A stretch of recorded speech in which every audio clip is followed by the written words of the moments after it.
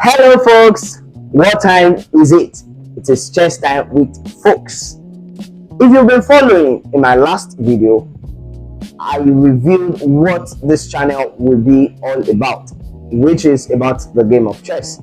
And in the same video, I gave a brief breakdown about what the game of chess is all about, revealing the history of chess, how the game of chess is played, who can play the game of chess, and a couple of other details.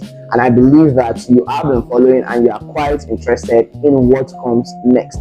So today we're taking a step further as I introduce you to the battlefield itself. Remember that I said that the game of chess is all about two armies come together on the battlefield and all of that. So I'll be breaking down what that battlefield will look like, how the battlefield is arranged, a couple of other details which will be revealed also in this video. So stay tuned with me as we go right into today's class.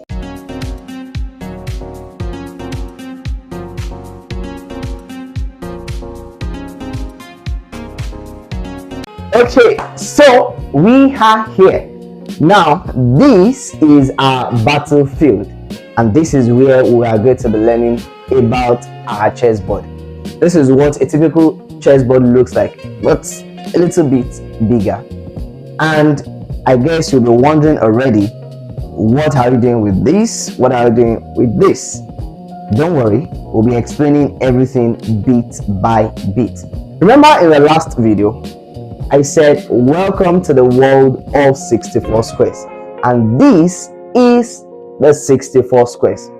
Basically, you will be seeing two colors, the white color and, like we call it, the dark color. I'll be doing a bit of study now. White square and the dark square. Basically, we have 32 white squares and we have 32 dark squares.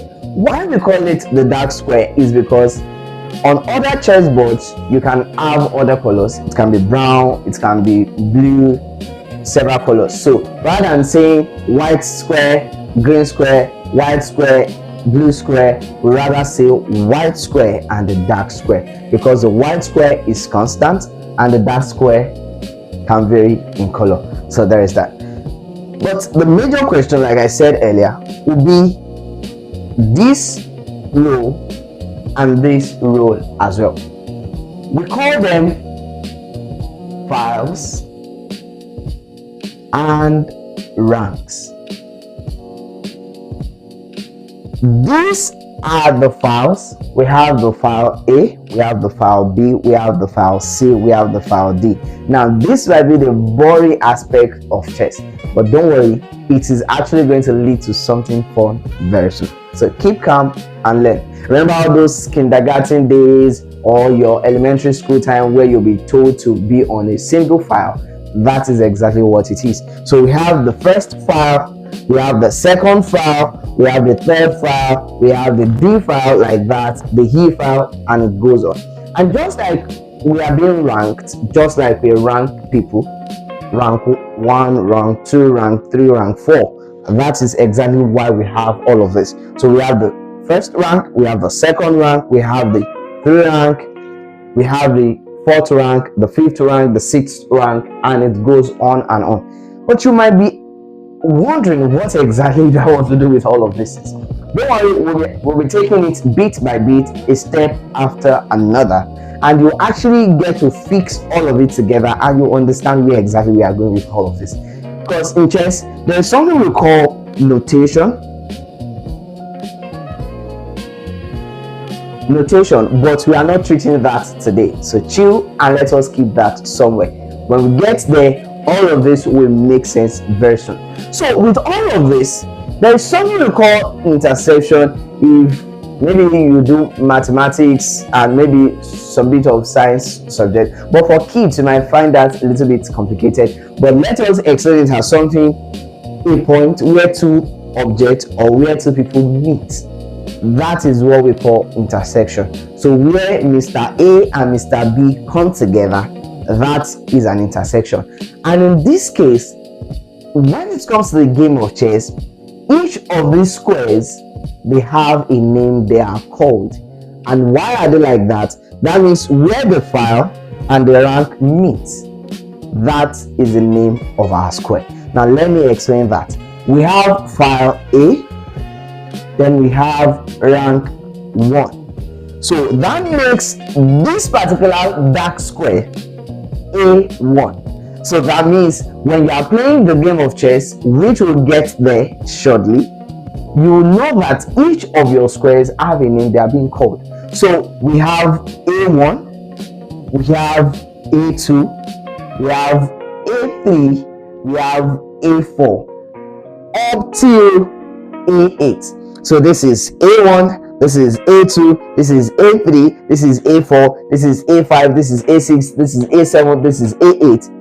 We have B1, B2, B3, B4, B5, B6. It goes on and on. That means where the file B and the different ranks meet, that is the name of the square. And let me put you to a test.